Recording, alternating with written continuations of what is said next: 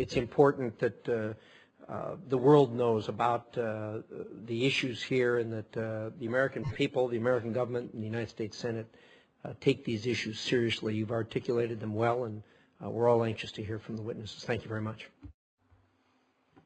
Thank you very much to both of my colleagues for being here and for their work on this issue. Before we turn to our witnesses, I'd also like to enter into the formal hearing record a series of statements submitted to the committee by experts, I should say outside experts, and advocacy groups providing their perspective on recent events in Sri Lanka.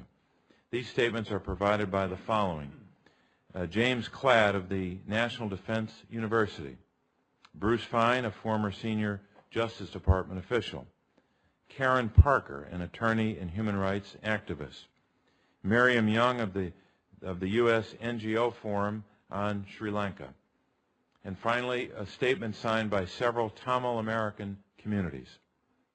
It is disheartening to hear the Defense Secretary tell the BBC that, quote, dissent in a time of war is treason, unquote. The implications of that statement for Sri Lankan democracy are chilling. In a disturbing admission, Defense Secretary Rajapaksa told the BBC that hospitals outside the safe zone were legitimate targets. The government must also allow a competent outside agency, such as the ICRC, to be present when it screens those entering the camps, and to establish a record of those who are detained. Tamils have a real and legitimate fear that those taken off by government forces will be abused and may never be seen again.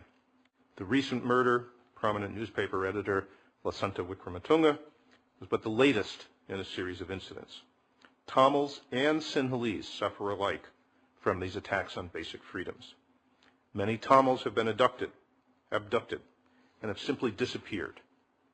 It is sad to say, but it is almost a certainty that these attacks have been carried out by elements of the government.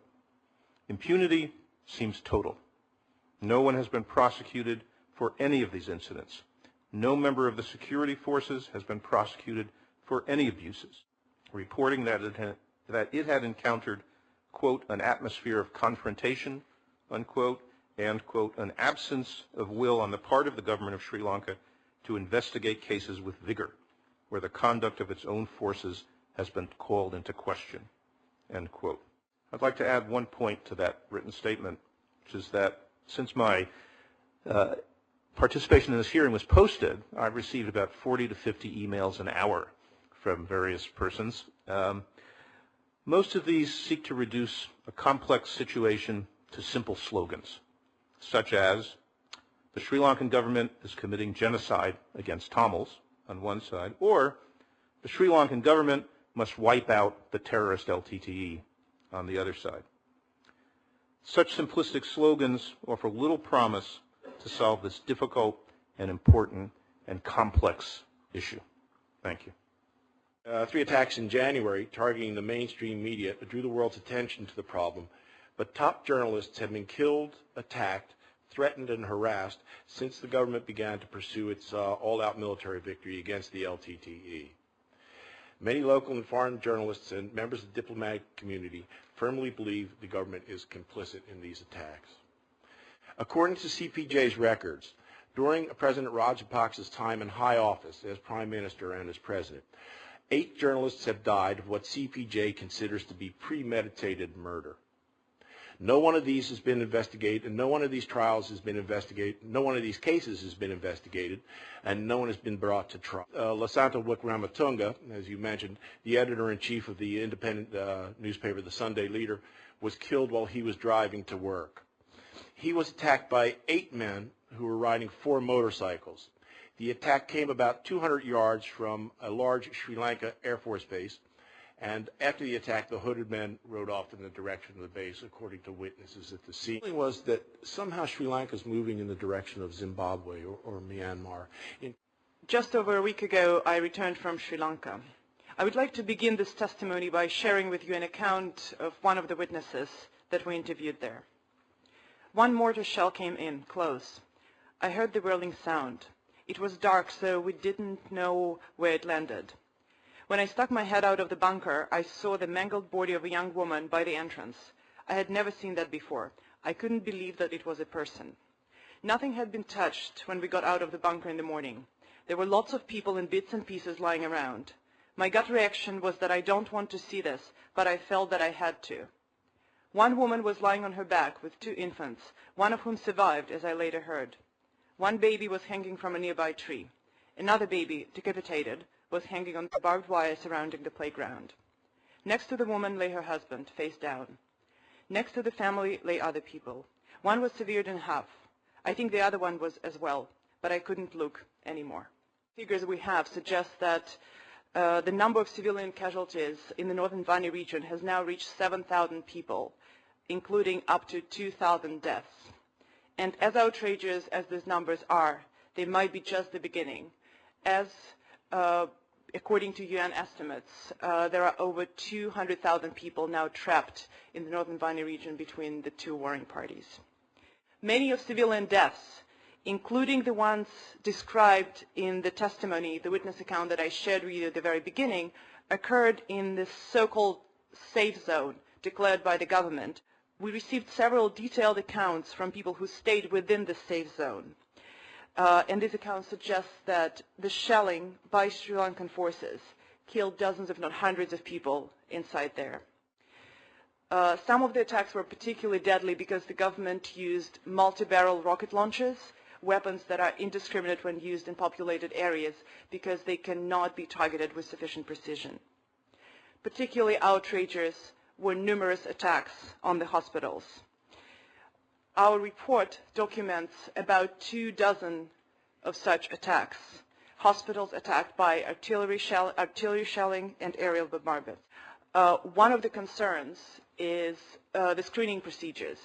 At this point, no international agency has access to the screening points, and there are growing reports of people who gone missing after being detained at these checkpoints. This is particularly worrisome given Sri Lanka's sad record on enforced disappearances and summary executions. Displaced persons without exception are being confined to de facto internment camps that the government calls welfare centers. I have to say that one look at these camps makes it very clear that the welfare of the inhabitants is the last of the authorities' concerns. They are surrounded by barbed wire and machine gun nests and sandbags, and the civilians inside do not enjoy any freedom of movement. They're not allowed out, and their relatives do not have access to them. There are heartbreaking scenes happening outside of the camps as relatives are trying to approach their family members inside the camps. What should not be supported is the long-term internment plans by the government.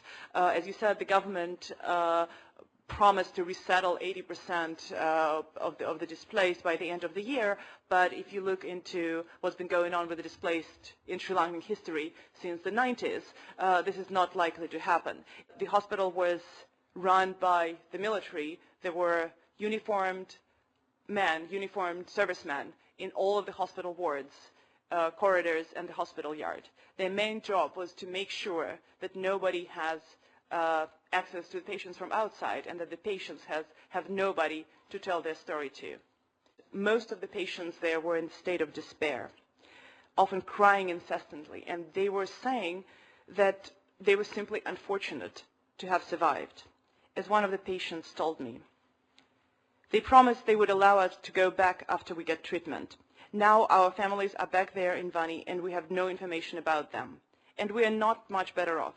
People are dying in the hospital as well. There are no relatives to help us, and there won't be anybody once we go to camps. Why did they bring us here? We could have just as well died there because there is nobody here to take care of us, to feed us, and we are likely to die anyway, just through more suffering. I would like to conclude by saying that collecting information about the conflict in Sri Lanka was extremely difficult because Sri Lankan government has conducted a cynical campaign to prevent all independent public coverage of the conflict, bearing human rights organizations and journalists from the conflict areas in a clear effort to cover its abuses.